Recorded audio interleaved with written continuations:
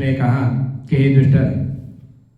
ये जो आप मेरे से फाल्गुन मास के कृष्ण पक्ष के एकादशी जी की जो कथा श्रवण करना चाह रहे हो, एक समय की बात है कि जिस समय ब्रह्मा जी कमल के सिंहासन पर विराजमान थे, तो ब्रह्मा जी से देवर्षि नारद मुनि ने प्रश्न पूछा। देवर्षि नारद मुनि ने कहा कि हे ब्रह्मा जी, आप जगत के रचयिता हैं, कृपया करके ये जो फाल्गुन मास है, इस फाल्गुन मास के कृष्ण पक्ष की जो एकादशी होती है, सो कृपया करके मुझे उस एकादशी की कथा महिमा ये श्रवण कराने की कृपा कीजिए। मैं आपके मुखारबिंद से यह सब श्रवण करना चाहता हूँ। इसका जो पुण्य मिलता है, उस पुण्य का जो वर्णन है, वह पुण्य भी आप मुझे बतलाने की कृपा कीजिए। तब ब्रह्मा जी ने देवर्षि नारद मुनि से कहा कि हे देवर्षि, कि हे नारद मुनि, तुम जगत में भ्रमण करने वाले और मेरे मानस पुत्र हो। मैं तुम्हें वह फाल्गुन कृष्ण पक्ष की जो परम पवित्र एकादशी है, उस एकादशी का मैं तुम्हें श्रवण कराता हूँ। सो हे नारद, आप उस कथा को श्रवण कीजिए जो पापों का अपहरण करने वाली है, पापों को नष्ट करने वाली है। यह व्रत बहुत ही प्राचीन काल है और पवित्र है और पाप नाशक, मनुष्य का कल्याण करने वाला है। सो हे देवर्षि, हे नारद मुनि, ये जो फाल्गुन मास है, इसके कृष्ण पक्ष की जो एकादशी है, उस एकादशी का नाम जो है विजया है। यह विजया नाम के एकादशी से जो है यह विख्यात है और यह एकादशी राजाओं को जो है विजय प्रदान करने वाली है। सो हे देवर्षि, हे नारद मुनि, एक प्राचीन समय की बात है जब भगवान श्री रामचंद्र 14 वर्ष का वनवास भोगने के लिए जब वन में गए और वन में भ्रमण करते करते रामचंद्र भगवान जब पंचवटी में सीता और लक्ष्मण के साथ इन्होंने निवास किया, सो हे देवर्षि, वहां पर रहते समय एक दिन रावण ने बड़ी चंचलता के साथ विजयात्मा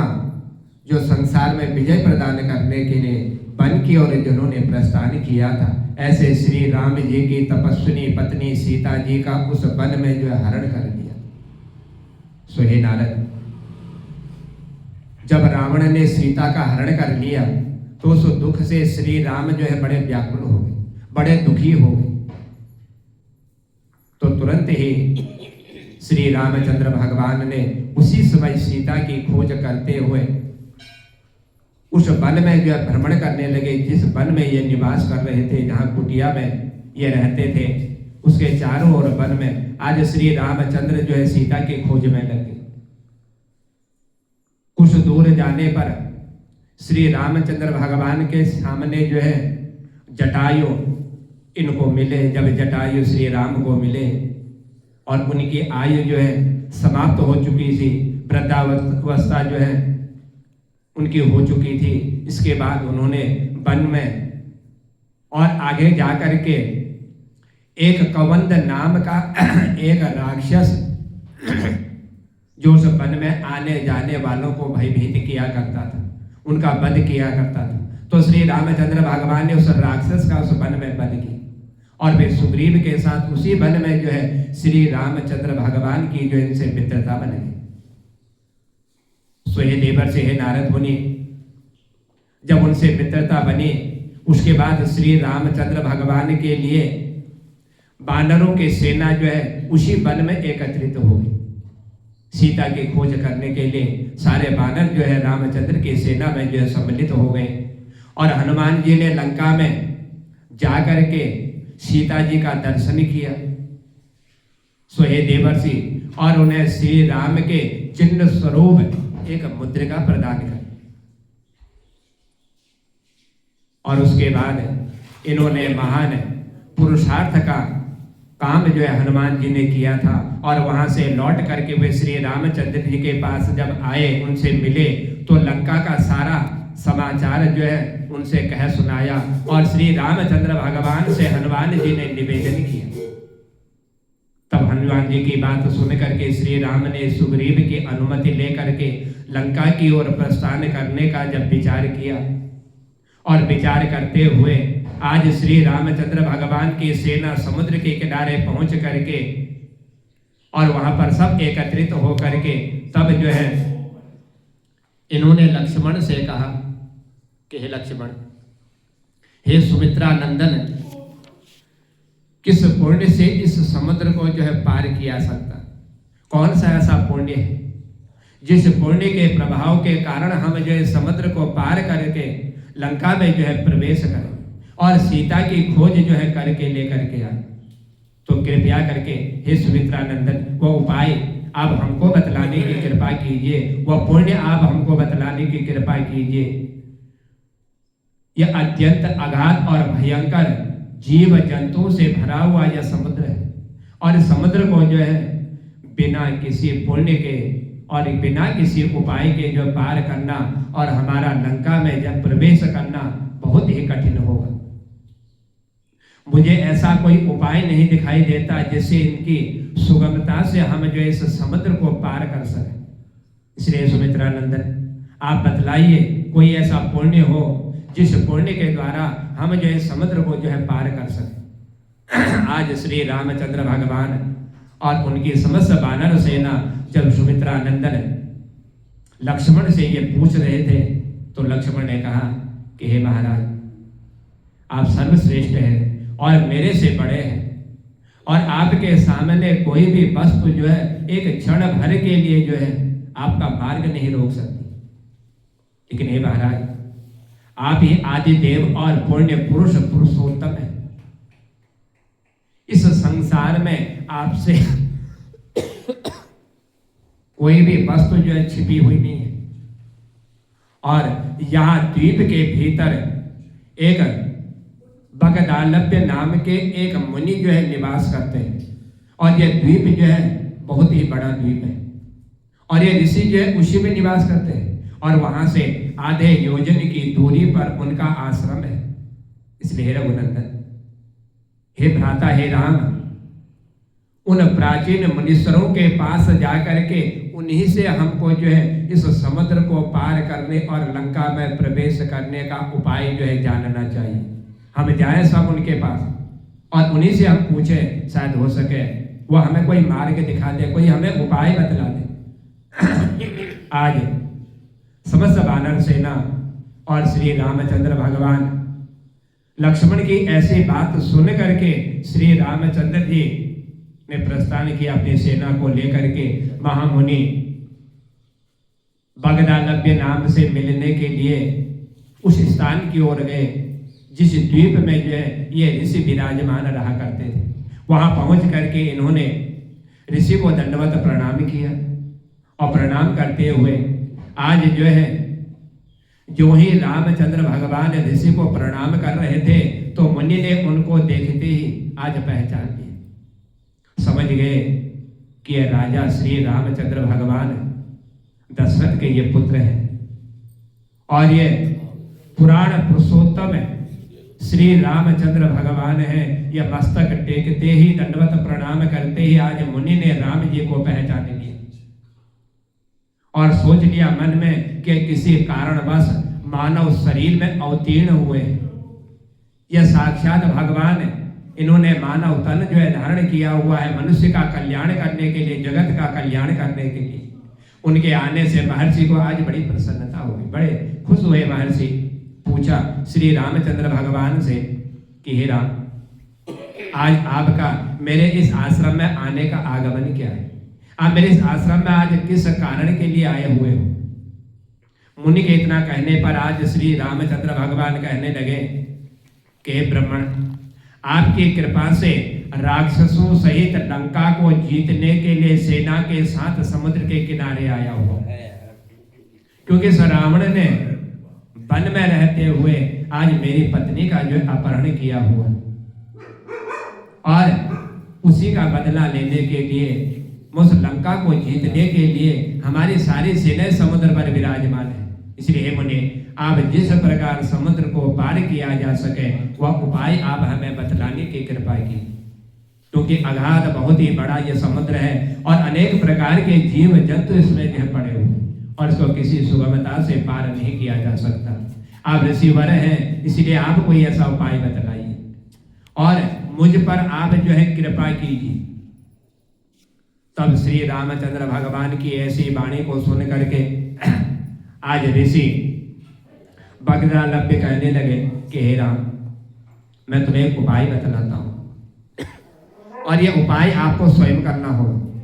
और यदि आपने इस उपाय को कर लिया तो आपकी जो है लंका पर विजय अवश्य प्राप्त होगी, क्योंकि यह उपाय जो है विजय को ही प्रदान करने वाला है। इसीलिए जो फाल्गुन मास कृष्ण पक्ष जब आएगा, उस फाल्गुन मास से कृष्ण पक्ष में जो विजया नाम की एकादशी होगी, तुम जो है अपनी सेना के साथ उस विजया एकादशी का जो है उपवास करना, उसका तुम व्रत करना, और यदि तुमने उसका व्रत कर लिया, उपवास कर लिया, तो तुमको ये अवश्य ही विजय प्राप्त होगी। और आपकी ये जो वानर सेना जो समुद्र के किनारे एकत्रित हो रही है, या इसी एकादशी के व्रत के प्रभाव के कारण जो समुद्र को पार कर लेंगे। सो हे राजन, अब इस व्रत के फलदायक विधि में तो मैं बतलाता हूं कि आपको यह व्रत किस तरह से करना है और कैसे आपको यह व्रत जो है विजय प्रदान करेगा। सो हे राम, दशमी के दिन आने पर आप जो एक कलश स्थापित करना, चाहे वह सोने का हो, चांदी का हो, या तांबे का हो, या मिट्टी का हो। उस कलश को जल से भर करके उसमें कुछ पत्ते डाल देना और उसके ऊपर भगवान नारायण की स्वर्णमयी एक मूर्ति को स्थापित करना, और फिर एकादशी के दिन हे राम प्रातः काल उठ करके स्नान करना और कलश को पुनः स्थिरता पूर्वक फिर स्थापित करना। माला, चंदन, अनेक प्रकार के वस्तुओं से विशेष रूप से तुम जो है उस कलश का पूजन करना,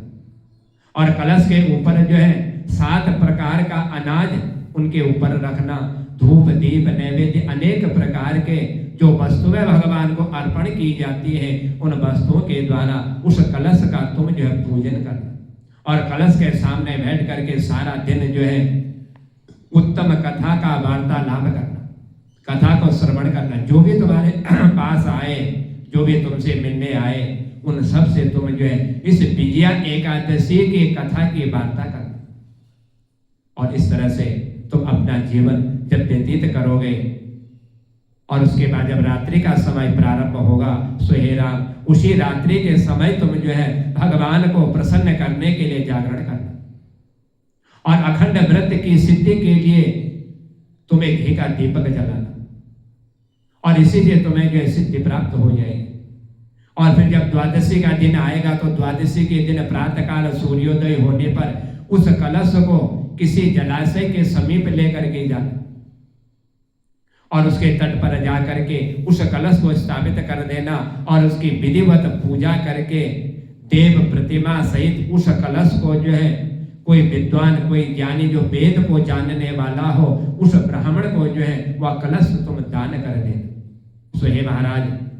कलश के साथ ही साथ तुम जो है बड़े बड़े जो दान है, सो हे राम, वो दान भी तुम उनके साथ उस कलश के साथ जो दानों को भी तुम कर देना। श्री राम, आप अपने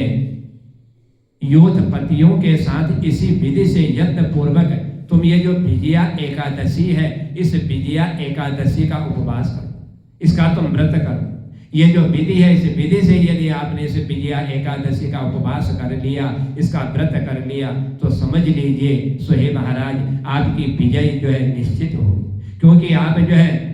भगवान के अवतार से अवतरित होकर के मनुष्य योनि में आपने इस संसार का कल्याण करने के लिए जन्म लिया हुआ है, और यही विजया एकादशी आपका कल्याण करेगी, आपको विजय प्रदान करेगी। तब ब्रह्मा जी ने कहा कि हे देवर्षि, हे नारद मुनि, इतनी बात को सुन करके श्री रामचंद्र भगवान ने मुनि के कहने के अनुसार उस समय जो है वह विजया एकादशी का उपवास करना प्रारंभ कर दिया,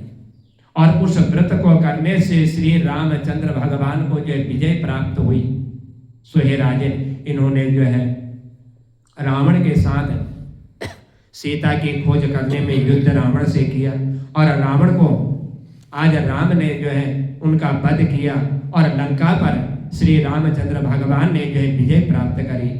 और विजय प्राप्त करने के साथ ही साथ इन्होंने जो है जिस सीता का रावण ने अपहरण किया था उस सीता को भी श्री रामचंद्र भगवान ने जो है प्राप्त की। तब ब्रह्मा जी देवर्षि नारद मुनि से कहते कि हे पुत्र, जो मनुष्य इस विधि से इस विजया नाम के एकादशी का उपवास कर लेता है, जो ऋषि ने श्री रामचंद्र भगवान को जो बतलाया था, जो विधि बतलाई थी, उन्हें इस लोक में विजय प्राप्त होती है और परलोक में जो है उसका कल्याण और अक्षय पद जो है उनको प्राप्त करने का अवसर भी जो है यह विजया नाम के एकादशी जो है उनको प्रदान करती है। आज भगवान श्री कृष्ण के मुखार बिंद से इस प्रकार इस विजया नाम के एकादशी का श्रवण करते हुए इसके प्रसंग को पढ़ने, सुनने और रात्रि जागरण करने से मनुष्य को जो है वाजपेय नाम का जो यज्ञ है उस यज्ञ का फल जो है मनुष्य को प्राप्त हो जाता है। इसलिए युधिष्ठिर यह स्वयं जो है देवर्षि नारद मुनि के पूछने पर ब्रह्मा जी ने नारद मुनि को बतलाया और रामचंद्र भगवान ने मुनि के कहने के अनुसार इस विजया एकादशी का अनुष्ठान करके लंका पर विजय प्राप्त करते हुए श्री रामचंद्र भगवान ने सीता को वापस ला करके मनुष्यों का कल्याण किया। इसीलिए जो श्रद्धा भक्ति युक्त होकर के इस माघ मास के कृष्ण पक्ष की विजया एकादशी का जो उपवास कर लेता है, जो इसकी कथा श्रवण कर लेता है, स्वयं युधिष्ठिर है नारद, वह मनुष्य जो है इस संसार में कल्याणमय जीवन प्राप्त करते हुए अंत में भगवान के सुंदर वैकुंठ धाम को जाने का मार्ग जो है सुलभ कर लेते हैं। बोल बाके बिहारी लाल की, बोल राधा रानी सरकार